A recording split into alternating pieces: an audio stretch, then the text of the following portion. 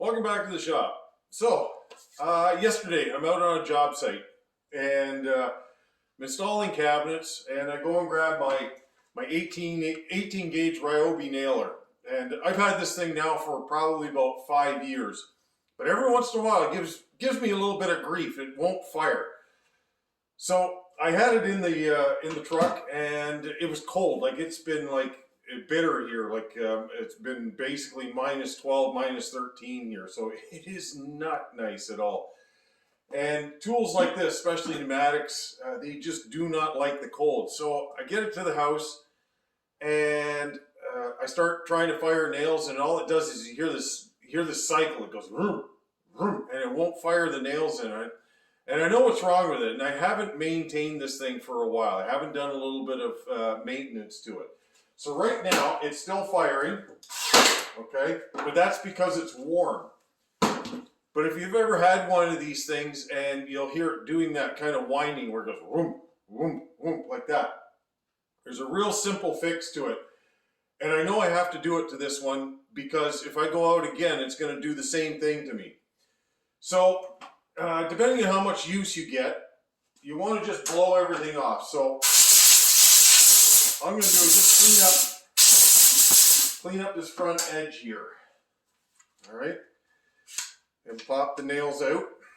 Now here's the thing: make sure that you've got a fresh battery in here too, something that's got a full chooch on it. So this one, if I look at the meter on there, it's full charge on it, so that's good. But what you want to do is you want to open it up. Pop this thing open, and you'll see that is the area where the striker is going, and it rubs up against here.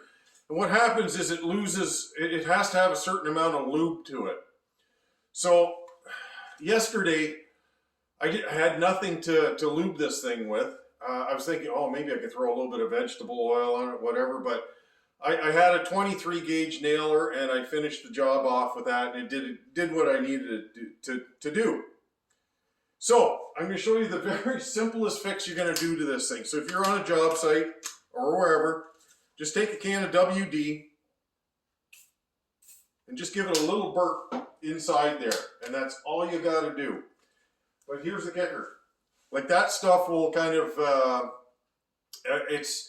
all it's doing is basically freeing up anything that's inside there. Okay, so if I wanted to get deeper into it, but what I want to do is I want to finish the job with just like a good 3-in-1 oil, like this one here.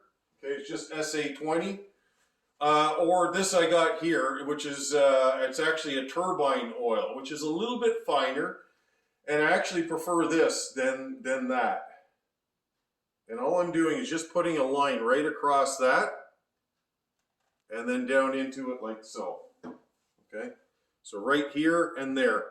And I'm putting a very liberal amount of oil on that thing.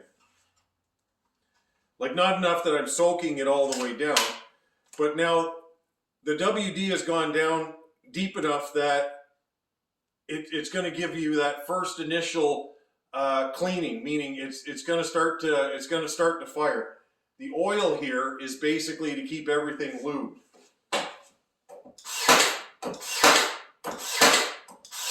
Okay, and you're going to find that the first number of nails are going to be leaving a lot of oil on your surface. So that's something to be aware of if you're going to be, let's say, doing paint grade or anything like that. Make sure that that thing gets clean. And after I fired probably about 50 nails, everything kind of settles down. But that's the quickest way to lube these things. And it doesn't matter, it's either the Ryobi or it's the Milwaukee or whatever.